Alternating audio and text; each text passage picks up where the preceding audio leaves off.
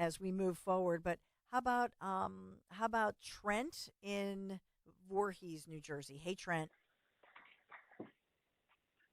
Hi, good morning, Dawn. Yeah, I'd like to see President Trump spend more time touting his business acumen because we know he's a brilliant businessman. And I think what he really should be speaking about is Truth Social and Trump Media Group, his public company. Let me ask you this: what issues are important to you?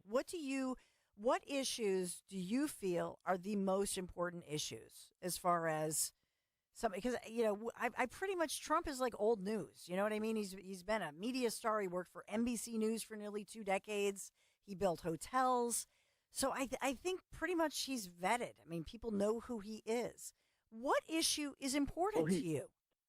But what issue? Well, inflation and inflation and economics, which is why he should be talking about how terrific Trump, Truth Social, and Trump Media Group are doing. He needs to tout his economic acumen and his business skills because he'll run the country like a business.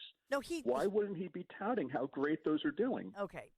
Thank you for calling. I appreciate it. I'm always respectful, but it's always this snarky, hey. It's like I want to put the Beavis and Butthead laughing underneath it. I got her there because I said such and such.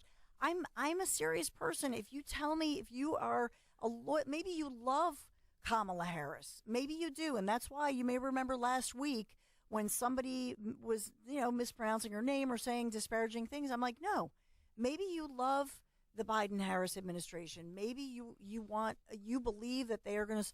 Then I want to hear from you. I want to hear why. It's the same guy who called in. It's probably the same guy. He's using a different name, and he's just going to call to get a rise out of you. And you should probably use. And he's never going to get a rise out of me, Jimmy. I know. And so maybe that's just it. It's just like it's not going to happen. I mean, he's just sitting there going, I want to. Well, I'm on the Dawn show. But to talk about, here's the thing: when Trump was president and pre-pandemic, and I always say, don't take my word for it. Look up the job numbers yourself. Look up the economy. Look at his results. Proven winner.